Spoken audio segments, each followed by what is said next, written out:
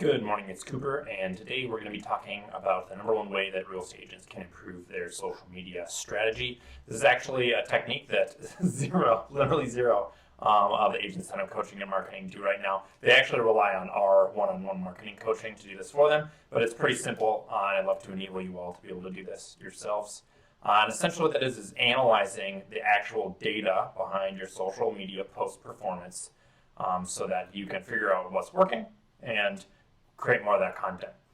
Specifically, I'm going to walk you through how to do this in Facebook, and we'll talk a little bit at the end about why we use Facebook as our primary social media platform, but it has a lot to do with actually this whole data strategy. So on Facebook, go to your page. In the left-hand menu, there's a little option called Insights, but on any other social media, you can just go to wherever the data analytics page for posts is, wherever they're reporting on your post performance. Most social media, because they don't want you to make money off of your personal profiles, will not give you access to data for your personal profile. That's why you need to create a business page, and that's why I recommend that agents do their primary social media strategy on a business page on social media rather than on their own personal account. So in Facebook, they call this data analytics page Insights. So you can see a little screenshot there that shows you where that is in the left-hand menu. And then you're going to click, in Facebook, you click on the little button that says Posts. That gets you the data for posts. And then basically what you do on any social media, when you have this report, it's literally just going to be a table that shows you all of your posts and then some data around the performance of each of those posts. Excuse me. Scan down the list of all your posts, historically, going from most recent to oldest, focusing on the post reach or views. Different social media have different use of that, but essentially you just want to see the variation between posts of how many people saw that post. You can focus on engagement too, but honestly, most agents aren't dealing with an audience that's big enough where engagement differences are going to be statistically significant. Obviously, you have a post that has a lot of engagement that will mean that it was a good post. But we encourage agents mostly to focus on those views, impressions, reach, whatever that word is for eyeballs that the social media report is using. Scroll down the list with your eyes, looking for patterns, looking for posts that have the most reach, the most impressions.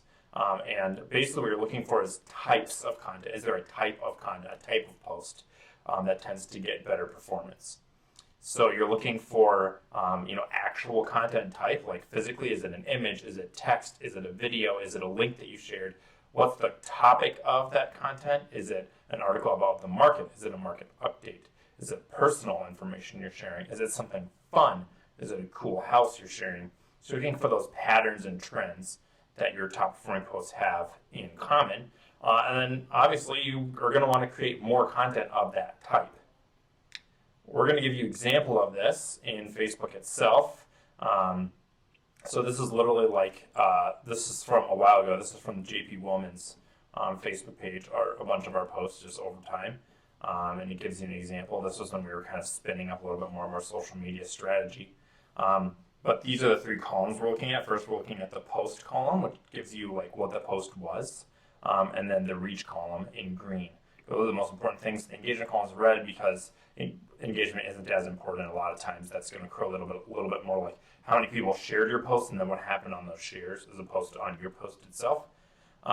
So let's actually do this. Let's look at this. So I'm looking at this reach column and I'm noticing that I'm looking at my other screen here. Okay, this post, 599 reach, top performer for this time period. This post, 479 reach. This one, 298, 225, 228. So basically any post that was over 200 was one of our top performers over this time period we're analyzing. So let's look and see if there's anything in common between those posts that got over 200 reach. So you can see that this post and this post are all videos. You can see that under type here. But it doesn't just mean that videos are the best performing post for us, because you can see here there's actually a video that had one of our lower amounts of reach over time. So it's not necessarily videos. Interestingly enough, overall, we actually find that videos don't necessarily perform better than other types of content, which is contrary to what a lot of people believe. But the one thing that these posts, all these top performing posts do have in common is it's when all those posts focus on agents. So we found that on our JP Woman page, when we post highlighting our agents, those posts do the best. So that is a clear trend just from this data analysis. Here we've got Donut Day, didn't do as well. Here's an article we tried posting, didn't do as well. Sign up for a class, didn't do as well. So it's when we focus on agents that our posts do the best. So that's the type of content we're going to try to create going forward, and it is the type of content in general that we focus on. I want to cover a couple of points here about why this is so important. Obviously, you want to give your sphere, your audience, what they want, give them content that they like and that they engage with. But honestly, that actually doesn't really matter because it's not your sphere and your audience that control what they see. Facebook, the machine, every social media platform has an algorithm that we all know about. That algorithm analyzes your posts and decides how many people are going to see it. So really what you're doing is feeding that machine. You're trying to figure out what, in any given time period, does the social media algorithm want from you. Some of that is based on what your audience wants, but not all of it. So looking at the data is the only way to know what the algorithm wants, what the machine wants from you. This is actually why we use Facebook, because Facebook has some of the most robust performance reporting across all social media. And it's because they've done a really good job of monetizing the business side of Facebook.